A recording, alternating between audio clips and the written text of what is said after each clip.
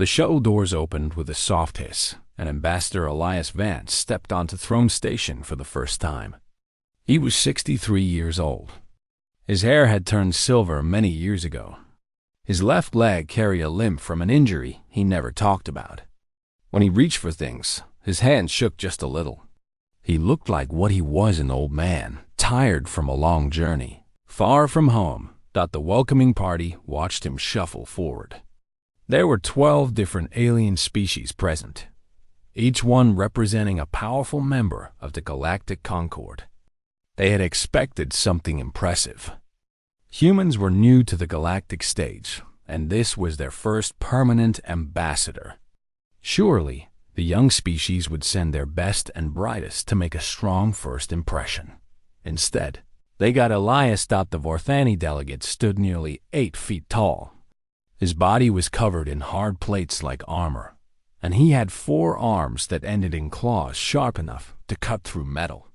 His species had conquered 100 worlds through pure physical power. He looked down at the human and felt nothing but amusement. This creature would break if he sneezed on it. The Kethra delegate was smaller, but no less dangerous. Her species had evolved powerful telepathic abilities. They could reach into minds and pull out secrets, fears, and weaknesses. She brushed against the human's consciousness and found it quiet, calm, almost empty.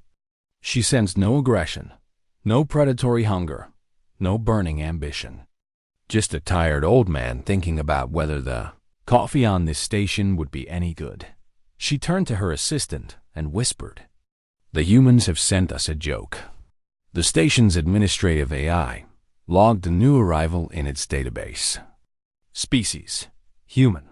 Age: advanced for species lifespan.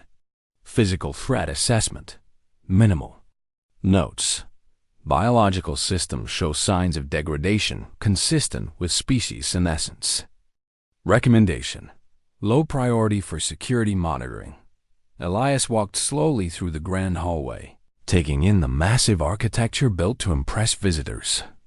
Crystal pillars stretched up toward a ceiling so high it disappeared into artificial clouds. Fountains sprayed water that flowed upward instead of down. Everything was designed to make newcomers feel small. He had seen worse. He had walked through the ruins of cities after bombs had fallen. He had negotiated treaties in rooms still wet with blood. A pretty ceiling did not impress him. A young human aide rushed to his side. Her name was Commander Sarah Chun, and she had been assigned to help him adjust to life on the station. She was nervous. Everyone back on Earth was nervous. Humanity's future in the Concord depended on this mission, and they had sent an old man who looked like he might fall over in a strong wind. "Ambassador," she said quietly, "the Vorthani delegate is staring at you."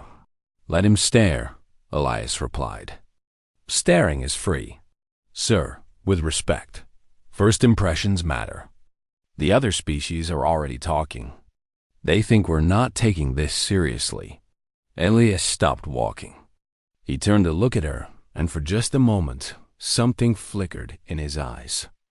Something old and cold and patient.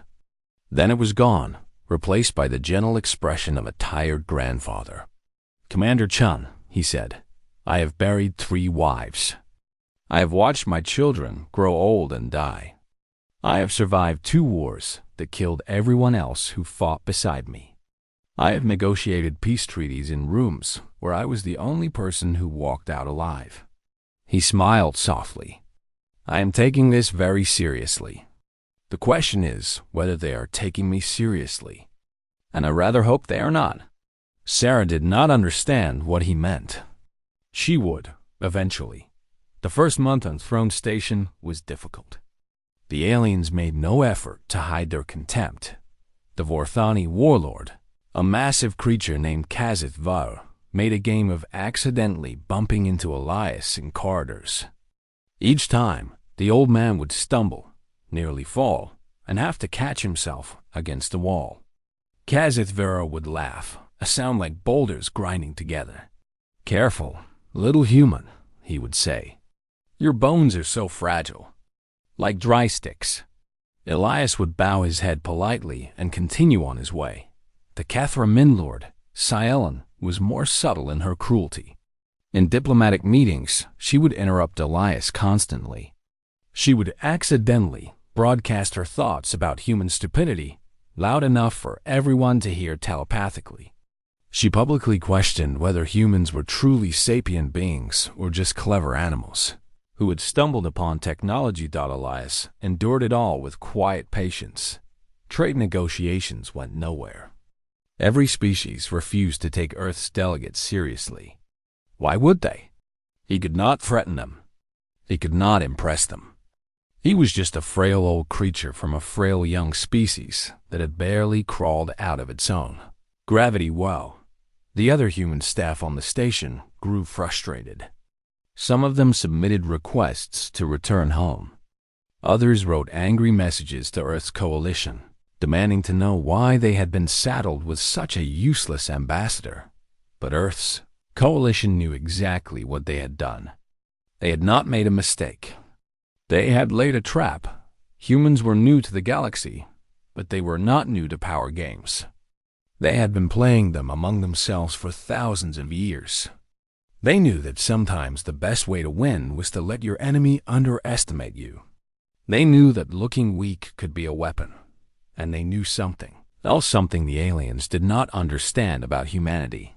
Humans were not strong. Compared to most species in the Concord, they were small, soft, and short-lived.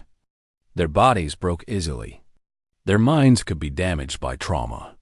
They had no natural weapons, no armor, no telepathy. But humans had something else. They had survived ice ages. They had survived plagues.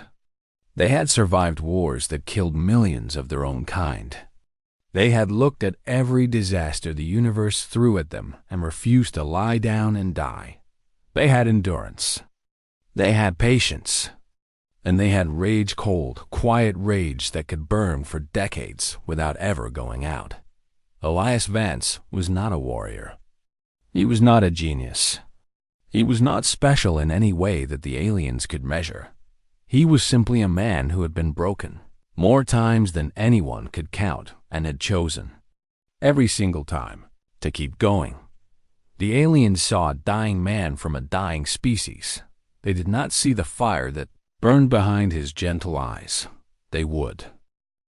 3 months passed on Throne Station. The humans made no progress. Every trade deal was blocked. Every proposal was ignored. Every request for fair treatment was met with laughter or silence. The Galactic Concord had decided that humanity was not worth their time, and Elias Vance had become the symbol of everything they despised about the young species. He was too slow, too quiet, too polite. He never raised his voice. He never made threats. He never pounded his fist on the table and demanded respect. The aliens mistook patience for weakness. They always did. It was Kazith Varor who finally pushed things too far. The Varthani warlord had grown bored with simply bumping into Elias in hallways. He wanted a bigger show. He wanted to humiliate humanity in a way that everyone would remember. So he invoked the Tribunal of Worth. It was an ancient tradition, older than most species in the Concord. Any member could challenge another's right to hold a council seat. The challenged species had to prove their value through 3 trials: combat, will, and wisdom. If they failed, they lost their seat. They lost their voice. They lost all the protections that came with being part of the Concord. For a species as new and weak as humanity, losing would mean death. Without Concord protection, their colonies would be open for conquest. Their trade routes would be raided. Their homeworld would be vulnerable. Kazi Thvio made his challenge in the Grand Assembly, where representatives from every species had gathered. He stood in the center of the chamber, his forearms spread wide, his voice booming across the massive space. "I challenge humanity's right to sit among us," he declared. "Look at their representative. He can barely stand without trembling. He speaks so softly we must strain to hear him. He has no strength, no fire, no worth. A species represented by such a broken specimen has no place in the Concord. The chamber erupted in noise. Some species protested, not out of love for humanity, but because the challenge was unusual and might set a dangerous precedent. Others cheered, eager to see the upstart humans put in their place. Elias sat quietly in his seat, watching it all unfold. His hands were folded in his lap. His face showed nothing. Commander Chun leaned close to him. "Sir, we need to contact Earth. We need to request a different representative. Someone younger. Someone stronger." "There is no time," Elias replied calmly. "The rules say I must answer the challenge personally. And I accept. You accept?" Chun's voice cracked with panic. "Sir, the trial of combat alone will kill you. Kazithville has fought in 100 battles. He has killed creatures 3 times his size. I am aware." "Then how can you possibly?" Elias held up his hand, silencing her. Then he stood slowly, his joints creaking, his limp more pronounced than ever. The chamber fell silent as the frail human ambassador made his way to the central platform. Kazithvio watched him approach with hungry eyes. This was going to be entertaining. Elias stopped a few feet from the massive Vorthani. He had to crane his neck to look up at the alien's face. The size difference was almost comical. One was a warrior bred for violence, covered in natural armor, armed with 4 clawed limbs. The other was an old man who needed a cane to walk. "I accept your challenge," Elias said, his voice carrying clearly despite its softness. "I will face your trials." Kazithvio laughed. You? You personally?" "I expected your species to send someone less pathetic. I am what they sent. I am what you will face. Then you will die, little human. Slowly, in front of everyone. And your species will learn its place." Elias nodded thoughtfully. "Perhaps. But I have one question first." "What question?" "Are there rules against killing my opponents?" The chamber went silent. Even Kazithvio stopped laughing. The question hung in the air like smoke. "What did you say?" the warlord demanded. Elias smiled. It was a small smile, gentle and grandfatherly. But his eyes had changed. They were no longer the tired eyes of an old man. They were something else entirely cold and flat and patient. Like a predator that had been waiting for a very, very long time. "I asked if I am permitted to kill you," Elias said, his voice still soft, still polite. "The Tribunal of Worth allows lethal force, yes? I simply want to confirm the rules before we begin." Kazithvio stared down at him for a long moment. For the first time, something flickered in his eyes.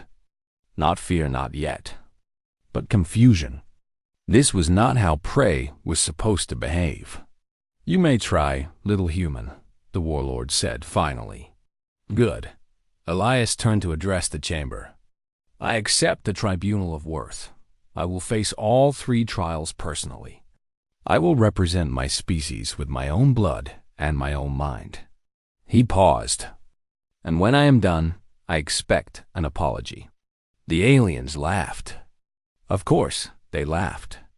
The idea that this trembling old creature could survive even one trial, let alone demand an apology, was absurd. But Sarah Chun was not laughing. She was watching her ambassador's face, and she was finally beginning to understand what Earth's coalition had done. They had not sent a diplomat. They had not sent a warrior. They had sent a weapon that looked like an old mana weapon that the aliens would never see coming until it was far too late. The first trial was scheduled for the next day. Elias returned to his quarters and spent the evening drinking tea and reading poetry. When Chum came to check on him, worried that he might be preparing some desperate strategy, she found him asleep in his chair with a book on his chest. He slept peacefully, without nightmares. He had not slept that well in 40 years. The hunt was finally about to begin. The arena was a sphere of pure darkness floating in the center of Throne Station. Inside, there was no gravity, no up or down, just empty space and whatever weapons the fighters brought with them. The Vorthani had designed it centuries ago to show off their natural advantages, their 4 arms, their ability to move in any direction, their years of zero-gravity combat training. Observation pods surrounded the arena. Thousands of aliens had come to watch. Betting pools had opened across the station. The odds gave the human a 0.3% chance of survival. Most bets were not on whether Elias would win, but on how long he would last. The most popular guess was under 30 seconds. HFY entered the arena first. He carried ceremonial blades on each of his 4 arms, curved weapons designed to slice through armor and bone. His body was a weapon itself, covered in hard plates that could stop most projectiles. He had killed hundreds of enemies in arenas like this one. He had never lost. He floated in the center of the sphere, waiting, spinning his blades in lazy circles. Then Elias entered. The old man wore a simple gray jumpsuit. No armor, no helmet, no visible weapons. He pushed off from the entrance and drifted slowly into the arena, his body rotating slightly as he adjusted to the lack of gravity. The crowd made sounds of disbelief. Some laughed. Some felt pity. A few wondered if the human had lost his mind. Kazith's mandibles clicked in amusement. "Where are your weapons, little human?" "I do not need them," Elias replied. "Then you are a fool as well as weak, perhaps." The starting signal sounded a deep tone that echoed through the arena. HFY launched himself forward instantly, all 4 blades extended, moving with the speed and power of a species built for war. Elias did not try to match his speed. He did not try to block the attack. Instead, he did something strange. He relaxed completely, letting his body go limp, and twisted just slightly to one side. HFY's blades passed within inches of his body. The warlord shot past him, carried by his own momentum, and had to use precious seconds to stop and turn around. The crowd fell silent. That had been luck. It had to be luck. KAZithY attacked again, faster this time, adjusting his approach to account for the human's dodge. His blades came from multiple angles, making escape seem impossible. Again, Elias moved at the last moment. Again, the blades missed by a hair's width. And again, and again, and again, the alien's attacks became more furious, more desperate. He was using energy with every strike, every spin, every course correction. The Vorthani were built for explosive violence, short, brutal encounters that ended quickly. Their bodies could produce tremendous power, but they could not maintain it for long. Elias understood this. Humans had studied every species in the Concord before sending their ambassador. They knew exactly how the Vorthani fought, and they knew their weakness. Humans were not strong, but they were persistent. Their ancestors had hunted prey by chasing it across endless savannas, not by overpowering it with strength. They walked and walked and walked until their prey collapsed from exhaustion. No other species in the galaxy hunted this way. No other species could dot 10 minutes past. HFY's movements became slower. His strikes became less precise. His breathing grew heavy and ragged. Elias had not attacked once. He had not even tried. He simply floated, dodged, and waited. 20 minutes passed. The crowd had stopped making noise. They were watching something they had never seen before, a hunt in reverse. The predator was becoming the prey. KAZith's arms trembled with fatigue. His eyes had gone from confident to confused to something that looked almost like fear. He had never fought an enemy like this. He had never faced something that simply refused to die, that kept moving, that watched him with those cold, patient eyes. "Fight me!" the warlord screamed. "Stop running and fight me." "No," Elias said calmly. "Coward. Your species are all cowards." Elias tilted his head slightly. "We are not cowards. We are patient. There is a difference." HFY launched himself forward one more time, putting everything he had left into a final, desperate attack. His blade swung wildly, no longer precise, no longer controlled. Elias moved. It was the first time he had done anything but dodge. And it was so fast that the cameras barely captured it. One moment he was floating lazily in the warlord's path. The next moment he was behind him, one of HFY's own blades in his hand. The warlord's primary arm was now empty. He looked down at it in confusion, not understanding how the weapon had been taken from him. Elias did not give him time to figure it out. The blade found the gap between HFY's armored plates, a small weakness in the design that humans had identified years ago. Studying captured footage of Vorthani warriors. One quick thrust, and it was over. The warlord's eyes went wide. His remaining arms dropped their weapons. He tried to speak, but no sound came out. Elias floated close to him, so close that only HFY could hear his words. "My species did not reach the stars by being gentle," the old man whispered. "We clawed our way up through blood and pain and death. We buried our dead and kept walking. We survived everything the universe threw at us: ice ages, plagues, wars, disasters. And we learned something important along the way." HFY's eyes were dimming. His life was fading, but he could still hear. "The most dangerous creature is not the strongest or the fastest," Elias continued. "It is the one that refuses to stop. It is the one that waits." He pulled the blade free, and the warlord's body went limp. "You should have taken me seriously." The arena was completely silent. Elias floated alone in the darkness, surrounded by the blood of his enemy, his gray jumpsuit now stained red. He looked up at the observation pods, at the thousands of aliens who had come to watch him die. "One trial complete," he said calmly. "Two remain."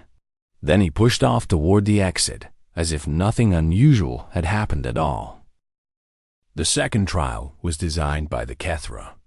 They called it the Crucible of Minds. It was their greatest weapon and their proudest achievement. Psychic battle where they could enter an opponent's consciousness and use their own fears and traumas against them. Lord Scielen volunteered to conduct the trial personally. She had broken hundreds of minds in her long life. She had reduced warriors to weeping children. She had turned leaders into hollow shells. No species in the Concord had ever survived her crucible for more than a few minutes.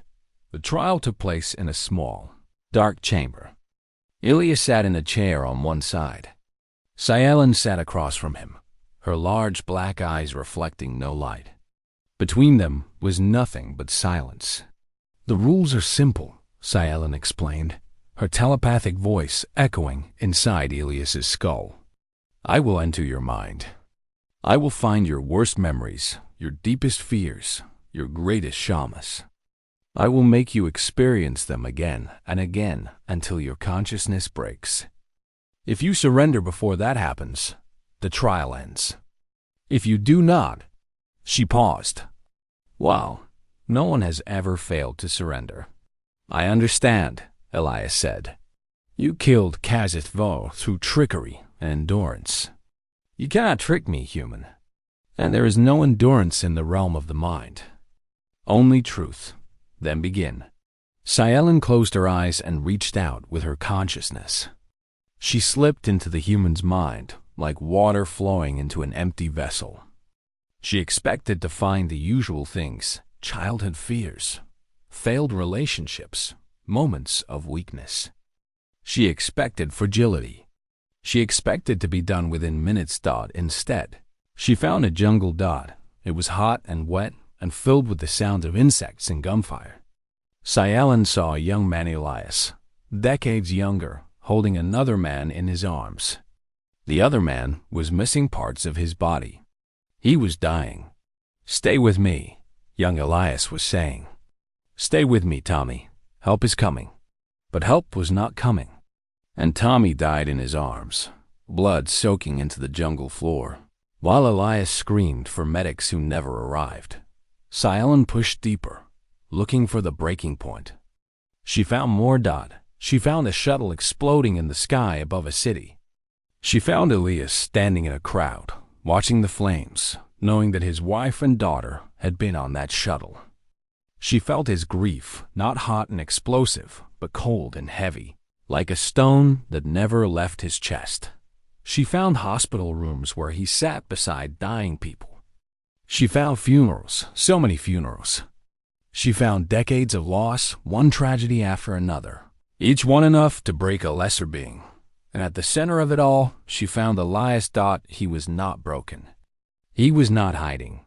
He was simply standing there, in the middle of all that pain, watching her with those patient eyes. "Is this supposed to hurt me?" he asked calmly. Sci did not understand. This was impossible. She was making him relive his worst moments. She was amplifying the pain, multiplying the grief, forcing him to experience every loss again and again. Any other being would have collapsed by now, but Elias just stood there. "These are my memories," he continued. "I carry them with me every day. I have carried them for decades. Did you think showing them to me again would somehow make them worse?" Sci pushed harder. She dug deeper into his psyche, searching for something she could use. She found his anger, not the hot rage of the Vorthani, but something far more dangerous. It was cold and quiet and patient, banked like coals that had been burning for 60 years. She tried to use it against him. She tried to amplify it, to turn it into something destructive, to make it consume him from within. It did not work. Human rage, she discovered, was different from anything she had encountered. It did not burn out of control. It did not consume the self. Instead, it fueled them. It gave them strength. It kept them going when everything else had failed. Elias stepped toward her in the mental landscape. "You want to see what human will looks like? Fine, I will show you." And he did. He opened the door to the deepest part of his mind, the place where he kept the thing that had kept him alive through everything. Sci felt it wash over her, the desperate love of a species that knew everything died. The furious determination to matter anyway. The absolute refusal to surrender to an uncaring universe. For one terrible moment, Sci experienced what it felt like to be human. She felt the constant awareness of death, the knowledge that every moment was borrowed time. She felt the way humans loved, knowing that everyone they loved would eventually be taken from them. She felt their grief, their rage, their spite, the determination to keep going not despite the darkness, but because of it. And underneath it all, she felt something that made her want to scream. Hope. Humans hoped. Despite everything. Despite all the evidence that the universe did not care about them. Despite all the death and loss and suffering. They looked into the void and they hoped anyway. And that hope burned with a heat that no Kethra had ever experienced. Sci tried to withdraw, but Elias was in control now. He held her in his mind, forcing her to experience every moment of human existence. The beautiful and the terrible, the joy and the sorrow, the love and the loss. "We do not break," Elias said quietly. "We are already broken. We have been broken since the beginning. But we keep walking anyway. We bury our dead and we keep walking. We lose everything and we keep walking. That is what humans do. That is what I do. And you cannot use it against me, because I have already survived everything you are trying to show me." Sci screamed. It was not a sound. It was a psychic wail that echoed through the entire station. making every telepathic being flinch in pain. She ripped herself free of Elias's mind and collapsed on the floor of the chamber, trembling, gasping, her eyes wide with something that might have been terror or might have been awe. The trial was over. She had entered the human's mind intending to break him. Instead, she had seen something that would haunt her for the rest of her life. Elias sat quietly in his chair, watching her with gentle concern. "Are you all right?" She could not answer. She could barely breathe.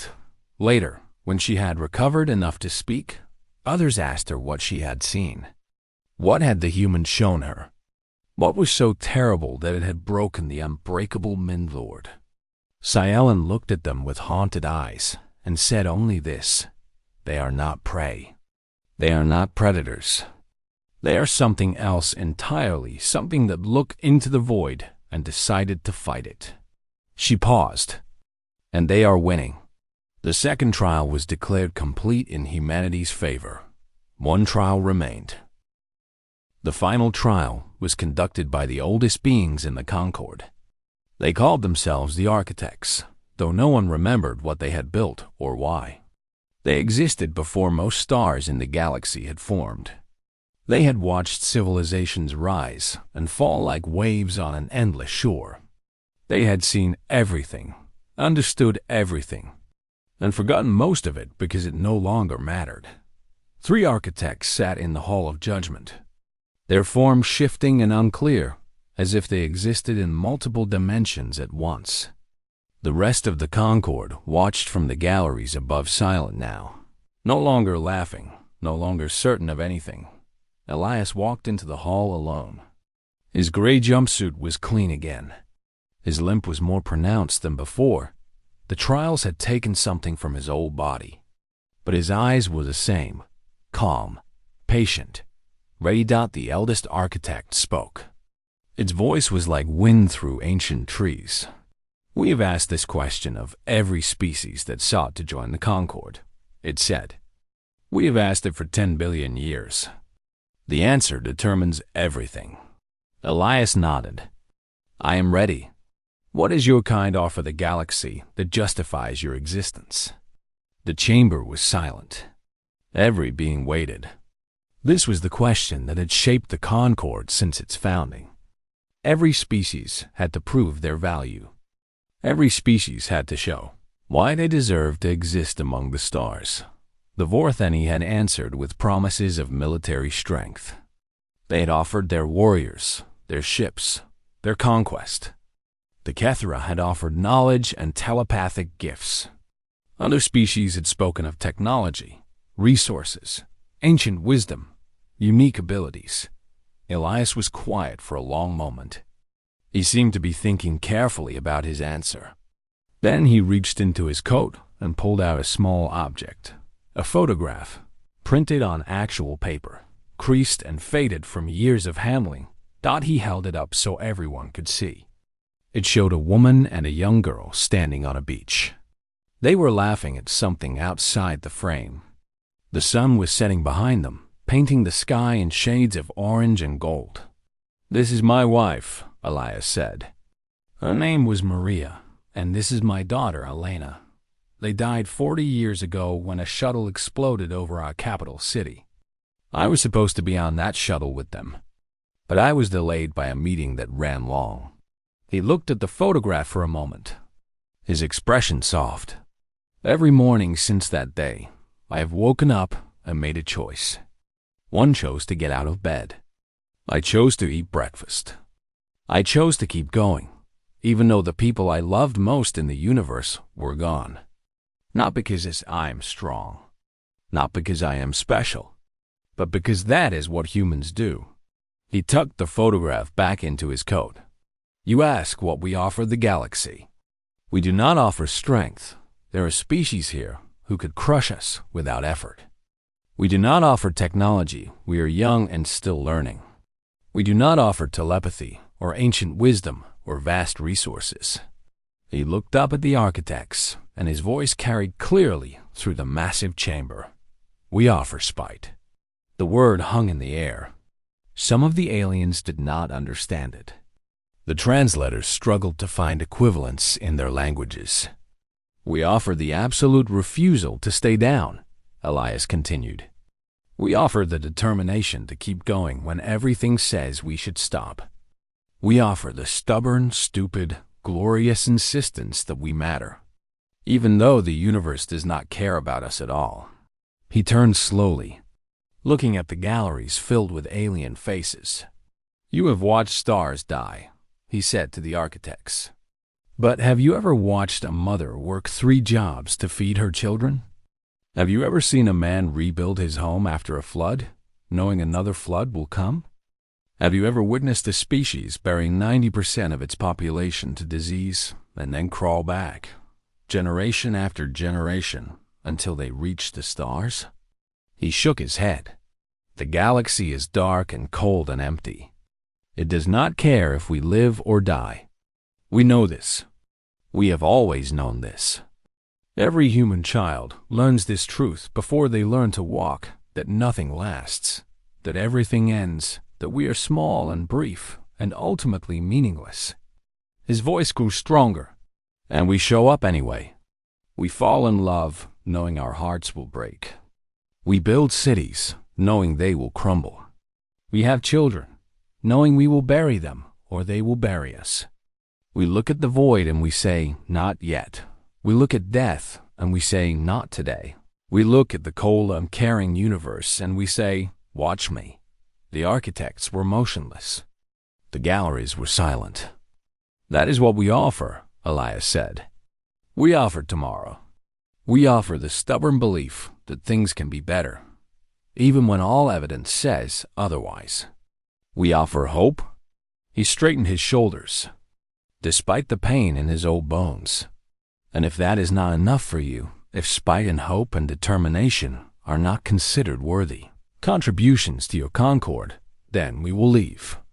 We will go back to our little planet and our little colonies, and we will keep building, keep dreaming, keep reaching for the stars, with you or without you, because that is what humans do. He stopped speaking. The chamber remained silent for what felt like hours. Then the eldest architect spoke again. In 10 billion years, we have seen empires rise and fall. We have seen species burn themselves to extinction. We have seen others fade into quiet oblivion. But we have never encountered a species quite like yours, one that treats existence itself as a battle to be won. It paused. Your answer is acceptable. More than acceptable. It is refreshing. The verdict was announced. Humanity's seat on the Concorde was not only secured, but elevated. They would have full voting rights, full trade access, full protection under Concorde law. Elias bowed his head in thanks. Then he turned and walked out of the chamber. In the corridor outside, a young Vorthani stepped into his path. It was Kazith Veroa's offspring, its eyes burning with something complicated. You killed my father, the young warrior said. Yes, Elias replied simply. How? He was the greatest warrior of his generation. You are old and weak and broken. Elias considered the question. Then he smiled, not his cold predator's smile, but something warmer, almost kind. Your father thought that being dangerous meant looking dangerous. He thought strength was everything. Elias leaned on his cane and met the young Vorthani's eyes. My people learned a different lesson long ago in the jungles and savannas where we were born. We learned that the most dangerous thing in the universe is not the biggest or the strongest or the fastest. He began to walk away, his limp pronounced, his body showing every one of his 63 years. It is the thing that refuses to stop. The young Vorthani watched him go, beginning perhaps to understand. Years later, when the galaxy faced an enemy that could not be stopped by strength or technology or ancient wisdom, they would call upon humanity first, not because humans were powerful, but because humans were stubborn enough to fight the impossible and too spiteful to admit defeat. And Ambassador Elias Vance, 91 years old and dying, would answer that call, because that is what humans do.